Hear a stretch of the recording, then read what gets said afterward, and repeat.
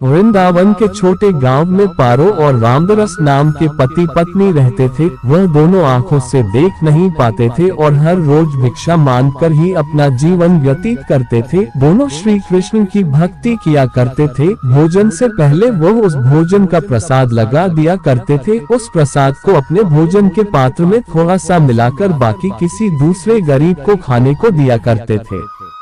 श्री कृष्ण भी उनकी भक्ति से बहुत ज्यादा प्रसन्न थे, इसी कारण उनको कभी भूखे पेट सोने नहीं दिया करते थे। चारों ओर जन्माष्टमी की धूम मची थी। गोकुल, वृंदावन, बरसाना क्षेत्र में कृष्ण जन्मोत्सव की विशेष मनोहारी छटा देखने को मिलती है। पारो खुद भी पुत्र को जन्म देने वाली थी। उसे खुद नहीं मालूम था कि वह जन्माष्टमी के दिन एक पुत्र को जन्म देने वाली है। ठीक उसी समय उसने पुत्र को जन्म दिया। वह अपने माता पिता की तरह ही श्री कृष्ण की भक्ति करता रहता था। उसका नाम उन्होंने चंदन रखा था। वह नाम के अनुसार ही शांत और शीतल स्वभाव का था। चंदन जब भी बीमार होता था या फिर अपने रास्ते से भटक जाता था तो उसकी मदद एक गाय चराने वाला करता था। उसका नाम मदन था। उसने बताया था कि वह पास के गांव में रहता है। जब भी चंदन के परिवार पर कोई विपत्ति आती तो मदन सदैव रखवाला बनकर खड़ा रहता था। चंदन जब बड़ा हुआ तो वह मदन के गांव में जाकर मदद को खोजने लगा और जैसे ही वह गांव पहुंचा उसने मदन के बारे में पूछा तो लोगों ने बताया कि यहाँ कोई मदन नाम का व्यक्ति नहीं रहता है।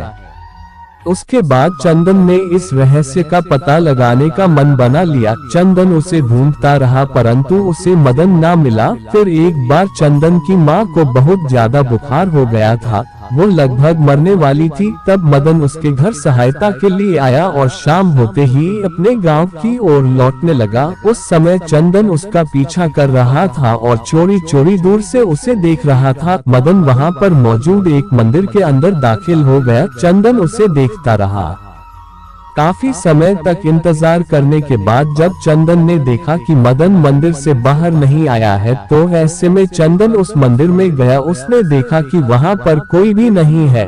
वह अदृश्य हो गया था। वहां पर केवल भगवान श्री कृष्ण जी की मूर्ति थी। चंदन समझ गया था कि वो मदन कोई और नहीं स्वयं श्री कृष्ण जी ठीक है जो उनके परिवार की हर मुसीबत में रखवाली करते।